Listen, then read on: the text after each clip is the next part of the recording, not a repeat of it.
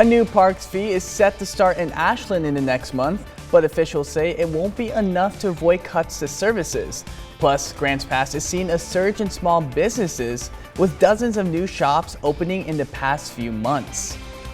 And today we're expecting to be much more comfortable with highs a little bit below normal for this time of year. I'll take a closer look at what you can expect for your Friday and into your Father's Day weekend coming up. Live, local, late breaking. This is NewsWatch 12 this morning. Good morning. The time is 6 o'clock on June 13th. Happy Friday. Welcome to NewsWatch 12 this morning. I'm Carlos Murrieta. We're first going to turn over to Storm Tracker 12 meteorologist Sarah Kress. And Sarah, what can we expect as we're heading out on a Friday morning? If you're heading out the door today, it definitely is going to be on the cooler side for us.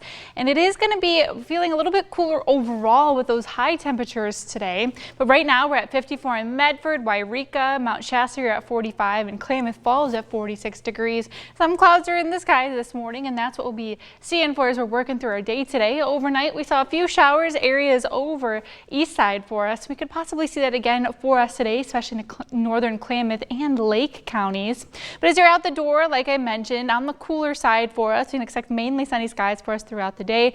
But we'll only be warming up into the upper 70s for us. It's been quite some time since even into the Rogue Valley, we felt like we were only in the 70s for our highs, especially after last weekend. But around the rest of the weekend or the region, we'll be joining that as well. We only have a high of 75 into Klamath Falls, Wairika 78, along the coast 64, and into Grants Pass we at 77, and Medford 78. Now into your Father's Day, we are expecting everything to be a little bit nicer for us. We'll have a high of 87, so feeling a little bit warmer, but not quite as hot as last weekend. We'll see passing clouds throughout the region as well. It'll be a little bit breezier into the afternoon. So coming up in our next forecast, I'll break down what you can expect around the rest of the region into your weekend.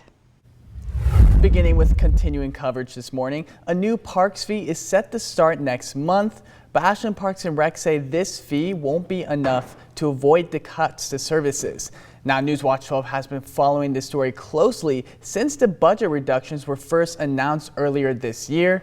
Now, with the fee approved, park officials are explaining why some programs and amenities are still being reduced. With inflation and with the cost increases that we're seeing, that means that the dollar that we have today doesn't go as far as the dollar tomorrow. Parks and Rec Director Rocky Houston presented a list of cutbacks at a Parks Commission meeting, including fewer hours at Garfield Park Splash Pad, less staffing at Daniel Meyer Pool, and a 50% reduction in dog waste bag distribution.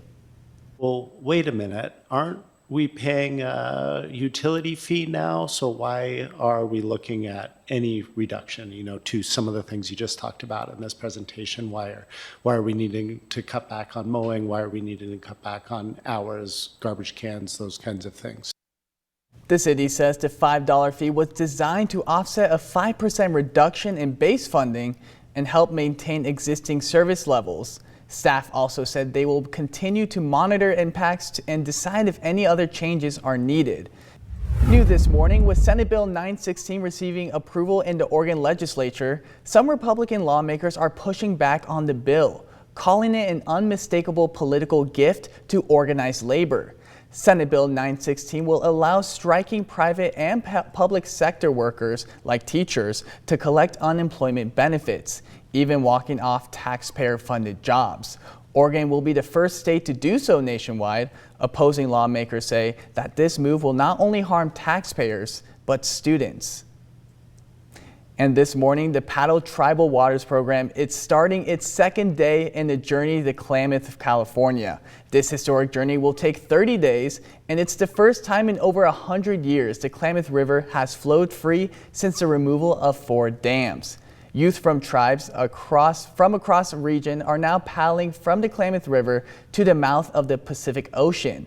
They launched yesterday from Kimball Park, and as you can see from the video shared by Klamath Tribal Health and Family Services, this was a very happy celebration.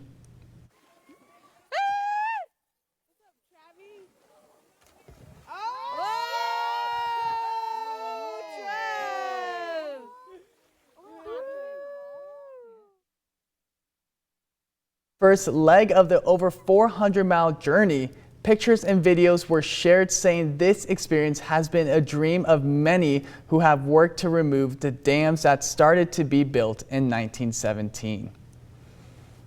Moving to a crime alert, Ashen Police Department arrested Lola Jackson on charges of a hit and run that occurred on June 7th. The 22-year-old Ashen resident was driving around 1:30 a.m. when she hit a person in a wheelchair.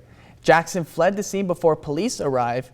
The victim was thrown off from their wheelchair and sustained injuries. Members of Ashen Police Department were able to locate Jackson at a residence on Phelps Street. And the man accused of killing a Phoenix woman has now been indicted by a Jackson County grand jury. William Hastings is facing charges of murder and abuse of a corpse after Julie Hastings was found dead in her home. William Hastings is expected to be in court again on Monday for a preliminary hearing. In Grants Pass, dozens of new shops has opened in the past few months and dozens more have applied for business licenses. The Grants Pass and Josephine County Chambers of Commerce say it's a sign of growing confidence in the local economy. It's also the region's appeal to both first-time and seasoned entrepreneurs. Terry Hopkins, the president and CEO of the Grants Pass and Josephine County Chamber of Commerce, told NewsWatch 12 that towns like Grants Pass are proving that small communities can be incredibly business-friendly. Our dad found this posting online that this business is for sale. So we came down and started asking questions. I wanted to have my own bakery since I was probably 9 years old. And I've just never left the kitchen, and then I don't even know, it just kind of happened. While the chamber focuses heavily on supporting local entrepreneurships, it welcomes growth from national retailers like Bath & Body Works, who recently opened their doors, and Chipotle Mexican Grill, which is currently under construction. Mount Ashen had their town hall to announce some new adjustments to the resort and what to expect for this summer. The resort will be adding more summer activities such as drive-in movie nights, sip-in paints, and much more. General Manager of the resort, Andrew Gass, discussed replacing the old ski lifts, and he emphasized the importance of building new lifts as the current ones were past the average life. The board has come together and put together a plan for everything that needs to happen in the next 10 years to keep us delivering at our current service level and to handle the capacity that we're projected to have based on our current growth. According to Gass, the average life of a ski lift in America is 25 years old. Some lifts in Mount Ashland are older than that by 10 years or more. The board is putting together a new plan to get those lifts replaced. And Mount Ashen is celebrating a new beginner-friendly jump line being constructed. Rogue Valley Mountain Bike Association is teaming up with local trail builder Earthworks to elevate the current Bull Gap Trail. The trail will be closed starting on the 22nd until early August for construction. More details on that closure is on our website, kdrv.com.